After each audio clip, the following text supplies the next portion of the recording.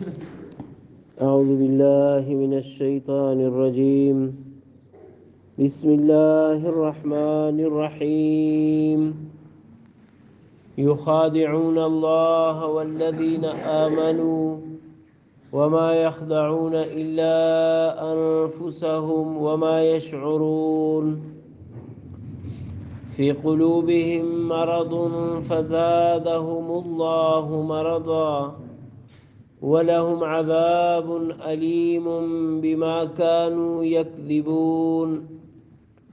وإذا قيل لهم لا تفسدوا في الأرض قالوا إنما نحن مصلحون ألا إنهم هم المفسدون ولكن لا يشعرون. صدق الله مولانا العظيم.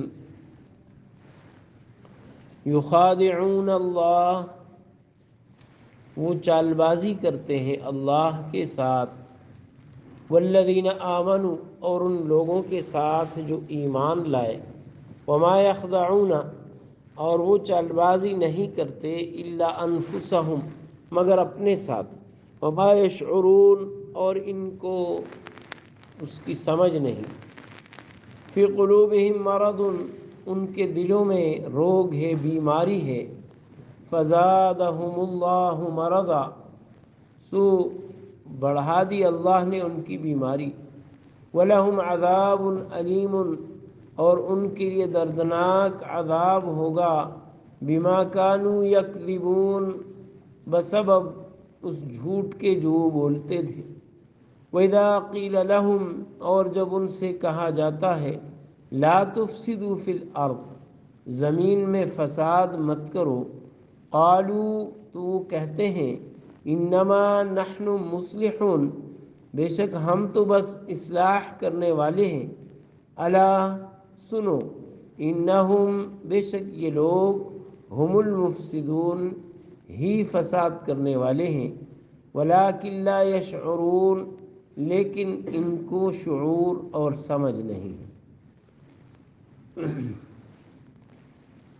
یخادعون، یہ خداع سے ہے. خداع کا معنی ہوتا ہے دھوکہ دینا، ایک دوسرے کو دھوکہ دینا. خدع، خدیعہ، عربی میں دھوکے کو کہتے ہیں. یخادعون، یہ لوگ دھوکہ دیتے ہیں. یہ لوگ، یہ یا جو شروع میں ہے نا، یہ غائب کو ظاہر کرتا ہے. اگر تخادعون ہوتا تو معنی ہوتا تم لوگ دھوکہ دیتے. اگر نخادع ہوتا تو معنی ہوتا ہم لوگ دھوکہ دیتے ہیں.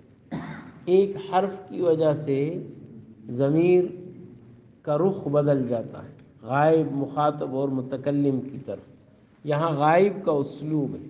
یخادعون، یہ لوگ جو یہاں موجود نہیں ہیں، جن کا تذکرہ چل رہا ہے، وہ دھوکہ دیتے ہیں. خداع سے دھوکہ دینا، چال بازی کرنا. یخدعون، اس کا معنی بھی دھوکہ دینے کے ہیں. یشعرون، شعور سے ہے. ایک علم ہے، جیسے آگے آیت نمبر 13 میں وَلَٰكِن لَا يَعْلَمُونَ کا لفظ آیا. ایک علم ہے اور ایک شعور ہے. علم اس خوبی کو کہتے ہیں جو خصوصیت سے عقل والوں کو حاصل ہوتی، انسانوں کو، جنات کو، فرشتوں کو. جو عقل والے ذوی العقول کہلاتے ہیں، ان کو جو خوبی حاصل ہوتی ہے سمجھ بوجھ کی، اس کو علم کہتے ہیں. اور ایک ہر جاندار کو ایک خوبی حاصل ہوتی ہے جو اس کے جسم پر ظاہری اسباب اور حالات مرتب ہوتے ہیں، اس کا ادراک اس خوبی کے ذریعے کرتا ہے، اس کو شعور کہتے ہیں. اس کے لیے عقل والا ہونا ضروری نہیں ہے. چنانچہ حیوانات کو، جانوروں اور ڈنگروں کو بھی موسمی تبدیلیوں کا احساس ہوتا ہے. اس احساس کا نام شعور ہے. یہاں پر شعور کی ان سے نفی کی ہے، تفسیر میں ان کی اس بات کی وضاحت کریں گے. قلوب، قلب کی جمع ہے، دل کو کہتے ہیں. دل کے نام سے انسان کے بدن میں ایک گوشت کا لوتڑا بھی ہے، اور یہ لوتڑا اور اس کا جو رابطہ اور کنیکشن ہے انسانی دماغ سے، اس سے ایک سمجھ کی صلاحیت انسان کو حاصل ہوتی ہے، اسے بھی قلب کہتے ہیں، اس لوتڑے کو بھی قلب کہتے ہیں اور سمجھنے کی اس صلاحیت کو بھی قلب کہتے ہیں۔ اور اس صلاحیت کا مرکز چونکہ یہ لوتڑا ہوتا ہے، اس لیے عام طور پر اسی کی طرف نسبت کی جاتی ہے قلب کی۔ چنانچہ حضور علیہ السلام نے فرمایا الا ان فی الجسد لمضغہ، سنو بدن کے اندر ایک گوشت کا ٹکڑا ہے، ایک لوتڑا ہے، اذا صلحت صلح الجسد کلہ، اگر وہ لوتڑا ٹھیک ہو جائے، یعنی وہ جو مرکز ہے صلاحیت کا، وہ صلاحیت اگر انسان کی جو سوچ سمجھ کی اور فیصلے کی صلاحیت ہے، جس کو ہم دل و دماغ کا فیصلہ کہتے ہیں، کیونکہ دل و دماغ کا ایک کنیکشن ہے، اس سے انسان کے اندر فیصلے کی صلاحیت آتی ہے، دونوں کے لیے قلب بولا جاتا ہے۔ مرض بیماری کو کہتے ہیں، روگ کو کہتے ہیں۔ یہاں بیماری سے کیا مراد ہے، تفسیر میں اس کی وضاحت کرتے ہیں۔ فزادہم، زیادہ زیادہ سے ہے، جس کا معنی اضافہ کرنا، بڑھانا۔ یزید بھی آتا ہے قرآن میں، زیادہ بڑھا دیا، ماضی ہے، یزید بڑھائے گا یا بڑھاتا ہے، حال اور مستقبل کو ظاہر کرتا ہے، جس کو عربی علم الصرف میں، گرامر میں فعل مضارع کہتے ہیں۔ یہاں زاد آیا ہے، بڑھا دیا ان کو اللہ نے مرض میں۔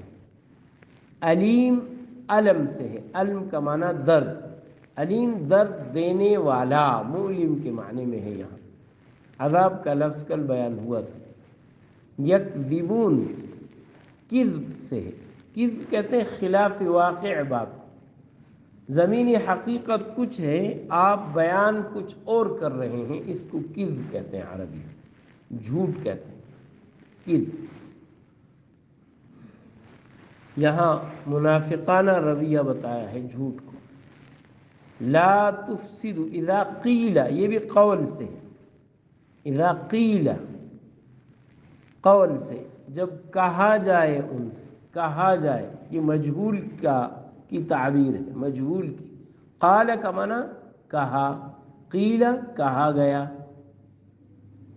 کہا گیا، قول ماخذ دونوں کا ایک ہی، قول۔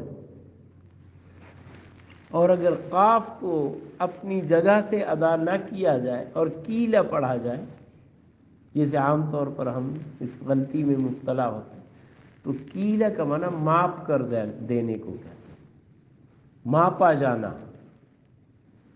ماپتے ہیں نا، پیٹرول لوگ ماپ کر دیتے ہیں، دودھ ماپ کر دیتے ہیں، ماپنے کی اس عمل کو کیل کہتے ہیں۔ اس سے جو فعل آتا ہے وہ کال آتا ہے، کال کا معنی ماپنا اور کیل کا معنی ماپا جانا۔ اگر اذا قیل کی جگہ اذا کیل پڑھا جائے تو بانا کدھر سے کدھر پہنچ گئے۔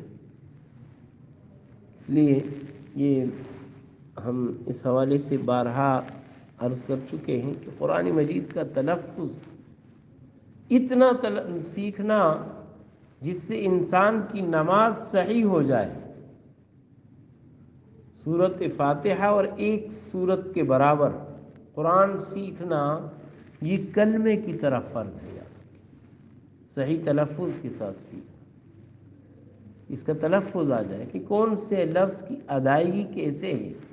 اور یہ خوبی عربی زبان کے اندر زیادہ واضح ہے کہ ہر لفظ کا ایک مخرج متعین ہے، اس کی ادائیگی کے لیے منہ کے اندر ایک جگہ متعین ہے کہ وہیں سے اس کی ادائیگی ہوتی ہے، اس کی پہچان ضروری۔ قیل جب کہا جاتا ہے قول سے، لا تفسدو یہ افساد سے ہے، لا تفسدو تم لوگ فساد مت کرو، تم لوگ بگاڑ پیدا مت کرو۔ تم کا ترجمہ شروع کے تا کا ہے، لا تفسد، لا تفسد تم لوگ لا مت کرو، لا نہیں کے لیے، روکنے کے لیے. الارض زمین کو کہتے ہیں. جب کہیں سماوات اور ارض کا لفظ اکٹھے آئے گا پھر وہاں اس حوالے سے بھی ایک بات عرض کریں گے انشاءاللہ کہ قرآن جمع کے طور پر صرف سماع کا لفظ استعمال کرتا، ارض کو ہمیشہ واحد ذکر کرتا. مصلحون، نحن کا معنی ہے ہم سارے، ہم سارے لوگ، ہم. مصلحون مصلح کی جمع ہے، اصلاح کرنے والے، ہم سارے اصلاح کرنے والے ہیں. اور انما کا لفظ بتاتا ہے کہ ہم ساروں کا کام سوائے اصلاح کے اور کچھ بھی نہیں. ہم تو ہیں ہی اصلاح کرنے والے، ہمارا اور کوئی کام نہیں. یہ ہے ہی، یہ جو ہی والا معنی اور زور پیدا ہو گئے اور ایک بندش آ گئی کہ ہمارا کام سوائے اصلاح کے اور کچھ نہیں. یہ کمال انما کے لفظ کا، اس کو عربی میں حصر کا لفظ کہتے ہیں کہ یہ بند کر دیتا ہے کسی چیز کو. انما، ہم تو ہیں ہی اصلاح کرنے والے. الا تنبیہ کا لفظ ہے، بیدار کرنے کے لیے، متوجہ کرنے کے لیے. یہی لوگ مفسد ہے، تفسدون سے، لا تفسدو سے، وہاں فعل ہے یہاں اسم ہے، اس میں فاعل ہے. مفسدون مفسد کی جمع ہے، فساد کرنے والے. یہ قرآن مجید کے مخاطبین میں سے ان کفار کا ذکر چل رہا ہے کل کے آخری آیت سے، جن کو منافق کہا جاتا ہے. یہ وہ دو رخ اور دوغلے لوگ ہیں جو بظاہر تو ایمان کا اظہار کرتے ہیں لیکن دل میں کفر رکھتے ہیں. ان کے حوالے سے کل ایک علمی بات یہ عرض کی تھی کہ یہ نفاق جو ہے ایک عقیدے کا نفاق ہے اور ایک عمل کا نفاق. عقیدے کا نفاق تو یہ ہے کہ انسان دل میں کفر رکھتا ہے، زبان پر کلمہ پڑھتا ہے، شکل صورت کلمے والی بناتا ہے اور اندر کفر بھرا ہوا. اور عمل کا نفاق یہ ہے کہ دل میں بھی ایمان ہے لیکن اس کا رویہ منافقانہ ہے، اس کے کردار منافقانہ، اس کا عمل منافقانہ. اس کی کچھ نشانیاں تو حدیث میں بیان کی تھی، جیسے کل بیان کیا کہ وہ جھوٹ بولتے ہیں، وہ گالیاں بکتے ہیں، وہ خیانت کرتے ہیں اور وہ بدعہدی کرتے ہیں. یہ حدیث میں بیان. کچھ باتیں قرآن کے اندر بھی بیان ہوئی ہیں. مثلا منہم من یلمزک فی الصدقات، کہ وہ نیکی پر تنقید کرتے ہیں. منفی ذہن کے لوگ ہوتے ہیں منافق، منفی ذہن کے لوگ ہوتے ہیں. اور اسی طرح لا یذکرون اللہ الا قلیلا، عام طور پر غفلت میں رہتے ہیں، اللہ کو یاد نہیں کرتے. اذا قاموا الی الصلاۃ قاموا کسالی، نماز کے لیے اٹھتے ہیں تو ان کے عقیدے میں سستی بھری، عقیدے. اس لیے عقیدے کی سستی کی وجہ سے نماز میں سست ہوتے ہیں. تو یہ منافقانہ رویے ہیں، یہ فعل کا اور عمل کا نفاق ہے. ان کا تذکرہ کل سے شروع ہوا ہے. یہاں ان کی مذمت میں اللہ تبارک و تعالیٰ نے فرمایا کہ ان کا یہ کردار جو ہے، یہ دوغلا پن جو ہے، یہ بظاہر ایسا لگتا ہے جیسے وہ اللہ کو اور اللہ والوں کو دھوکہ دینا چاہتے ہیں. حالانکہ اللہ کو کون دھوکہ دے سکتا ہے؟ اللہ کو کوئی دھوکہ نہیں دے سکتا. یہ سمجھتے ہیں کہ ہم نے جو کچھ دل میں چھپایا اس کا کس کو خبر ہے، ہمارا جن سے روابط ہے اس کا کس کو علم ہے. سب کچھ خفیہ ٹرانزیکشن کے ذریعے ہوتا، کسی کو کیا معلوم. لیکن فرمایا یہ دھوکہ ہے ان کا اپنے آپ کو دینے والا. عربی میں کہتے ہیں خداع من لا یخدع خداع نفسہ، دھوکہ دینا اس کو جس کو دھوکہ دیا ہی نہیں جا سکتا، وہ دراصل اپنے آپ کو دھوکہ دینا ہے، اپنے آپ کو دھوکہ دینا ہے. تو فرمایا یہ لوگ اہل ایمان کو دھوکہ دینا چاہتے ہیں اور اللہ کو دھوکہ دینا چاہتے ہیں. یہ ان کی کوشش ہے، اندر سے اللہ کو دھوکہ کوئی نہیں دے سکتا. بظاہر وقتی طور پر ایمان والوں کو دھوکہ دیں گے لیکن اللہ تعالیٰ ان کے حال سے جب اہل ایمان کو خبردار فرما دیں گے نبی صلی اللہ علیہ وسلم کے ذریعے، تو ان کا دھوکہ بھی ختم ہو جائے گا۔ اس لیے ما یخدعون الا انفسهم، انجام کار یہ اپنے آپ ہی کو دھوکہ دے رہے ہیں، وما یشعرون، لیکن ان کو اتنی سمجھ بھی نہیں ہے جتنی سمجھ ایک اور جتنا حس ایک بیل اور گائے کو ہوتا ہے، کہ وہ بھی اپنے فائدے اور نقصان کو محسوس کرتے ہیں، جہاں لاٹھی پڑتی ہے وہاں سے بھاگنے کی کوشش کرتے ہیں۔ ان کو نہیں پتہ چلتا کہ یہاں سے ہمارا نقصان ہو رہا۔ گویا یہ منافقانہ روش جو ہے، اس کے لیے کسی بہت زبردست عقل کی ضرورت نہیں ہے، کسی بڑے علمی صلاحیت کی ضرورت نہیں ہے۔ یہ تو اس کا تعلق تو مشاہدے سے ہے کہ ایک آدمی اگر کوئی دل میں بات چھپاتا تو کب تک چھپائے گا؟ ایک دن تو آشکارا ہوگی، اور جب وہ بات آشکارا ہوگی تو اس کی قیمت ٹکے کی نہیں رہتی۔ اس لیے فرمایا یہ اپنے آپ کو دھوکہ دینا ہے، لیکن ان کو اس بات کا احساس اور ادراک نہیں ہے۔ ان کے دلوں میں روگ ہے، نفاق کی بیماری ہے۔ فرمایا کہ بیماری ایک جسم کی بیماری ہے جو جسم کے حد اعتدال اور حد توازن سے بگڑ جانے کا نام، اور ایک روح کی بیماری ہے۔ روح جب خواہشات کی پیروی میں لگ جاتا ہے تو اس کا اعتدال بھی ختم ہو جاتا ہے۔ حضرت جنید بغدادی رحمۃ اللہ علیہ فرماتے ہیں کہ جیسے جسم کے اعضاء میں جب بیماری آتی ہے تو وہ بدن کے بیماری کی وجہ سے ہے، ایسے ہی روح کے اندر بھی بیماری آتی ہے، یہ خواہش کی پیروی کی وجہ سے آتی ہے۔ انسان خواہشات کے پیچھے بھاگتا ہے تب یہ آتا ہے۔ اور حضرت شاہ ولی اللہ رحمۃ اللہ علیہ فرماتے ہیں کہ نفس کا اولین فتنہ یہ ہے کہ انسان کی سوچ جو ہے وہ اس کی خواہشات کے گرد گھومنے لگے، چاہے وہ خواہشات جائز کیوں نہ ہو۔ جائز خواہشات کے لیے بھی اگر اس کی سوچ اس کا اسیر ہو جائے تو نہ گویا نفس فتنے میں پڑ گیا۔ چنانچہ شاہ ولی اللہ رحمۃ اللہ علیہ فرماتے ہیں اگر ایک انسان اپنی جسمانی تسکین کے لیے، جنس کی تسکین کے لیے حلال ذریعے ہی کا سوچتا رہتا ہے، شکم اور پیٹ کی سیری کے لیے حلال کھانے کا سوچتا رہتا ہے، ایک یہ کہ کھانا مل گیا کھا لیا، ایک یہ کہ اس کی سوچ پر یہی سوار ہے کہ آج کیا کھانا ہے، آج کیا بننا چاہیے، آج کس چیز کا ذائقہ لینا ہے زبان پر۔ فرمایا اس کو سمجھنا چاہیے کہ اس کی ذات فتنے کے لپیٹ میں آ گئی، اس کی ذات فتنے کے لپیٹ میں۔ جب انسان کی سوچ اس کے ناف کے گرد گھومنے لگے تو اس کی سوچ کبھی وحی کے علوم کے قابل نہیں رہتی۔ وحی کے علوم کے قابل ہونے کے لیے اس کو اپنی سوچ کو قلب اور دماغ کی طرف اوپر لانا پڑے گا۔ اوپر اگر یہیں پر اس کی خواہش ناف کے ارد گرد گھومنے لگی، ناف کے اوپر اور ناف کے نیچے، تو یہ وحی کے لائق نہیں، وحی کے علوم کے لائق نہیں۔ بہرحال فرمایا کہ یہ اعتدال جب ختم ہو جائے تو روح بیمار ہو جاتی، روح بیمار ہو جاتی۔ حضرت مفتی شفیع صاحب رحمۃ اللہ علیہ تو یہاں فرماتے ہیں کہ ان کی روح کے ساتھ ساتھ ان کا جسم بھی بیمار ہوتا ہے۔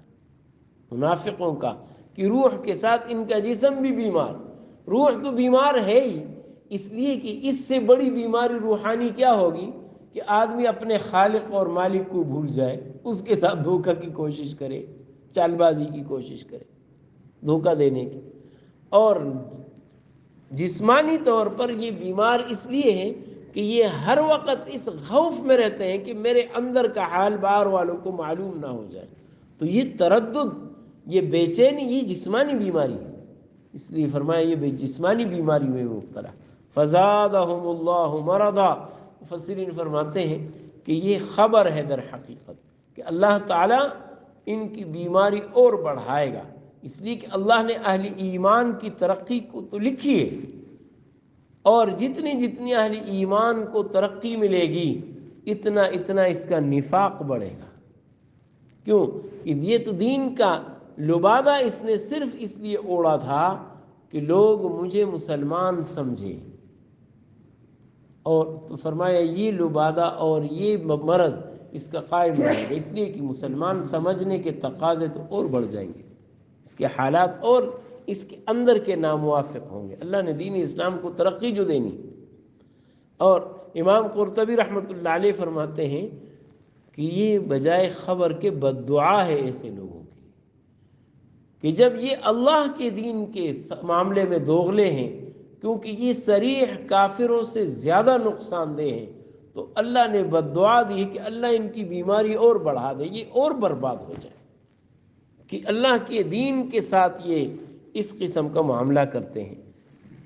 وَلَهُمْ عَذَابٌ أَلِيمٌ بِمَا كَانُوا يَكْذِبُونَ، فرمایا ان کے لیے دردناک عذاب ہے اس لیے کہ یہ جھوٹ بولتے تھے۔ بظاہر تو انہوں نے جیسے اوپر کہا من الناس من يقول آمنا باللہ وبالیوم الآخر، یہ کہتے تھے کہ ہم نے اللہ پر بھی ایمان لایا، آخرت کے دن پر بھی ایمان لایا، لیکن اللہ کا پر ایمان لانے کا جو تقاضا تھا وہ پورا نہیں کیا، اس لیے وہ دعویٰ خلاف حقیقت۔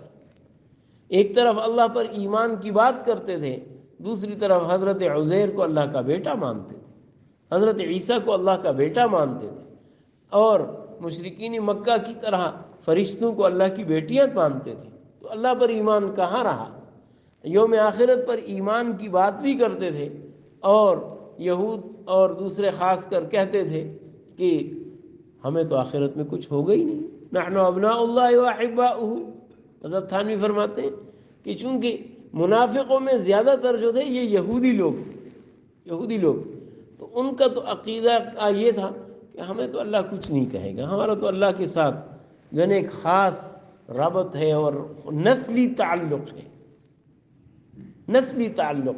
اس لیے فرمایا اللہ تعالیٰ نے کہ یہ لوگ جھوٹ بولتے ہیں، اور یہ جھوٹ اس فعلی اور عملی نفاق کی علامت ہے جو یہاں ان کے اندر موجود ہے۔ وَإِذَا قِيلَ لَهُمْ لَا تُفْسِدُوا فِي الْأَرْضِ والی آیت کو انشاءاللہ کل کے درس میں بیان کریں گے، وقت ہو گیا، یہاں تک ترجمہ دوبارہ دیکھ لیجیے۔ یخادعون اللہ، وہ دھوکہ دینا چاہتے ہیں اللہ کو، والذین آمنوا، اور ان لوگوں کو جو ایمان لائے، وما یخدعون الا انفسهم، اور وہ دھوکہ نہیں دیتے مگر اپنے آپ کو، وما یشعرون، ان کو سمجھ نہیں۔ فی قلوبہم مرض، ان کے دلوں میں بیماری ہے، فزادہم اللہ مرضا، بس اللہ بڑھائے گا ان کی بیماری کو، ولہم عذاب علیم، اور ان کے لیے دردناک عذاب ہوگا، بما کانوا یکذبون، بسبب جھوٹ کے جو وہ بولتے تھے۔ صدق اللہ مولانا۔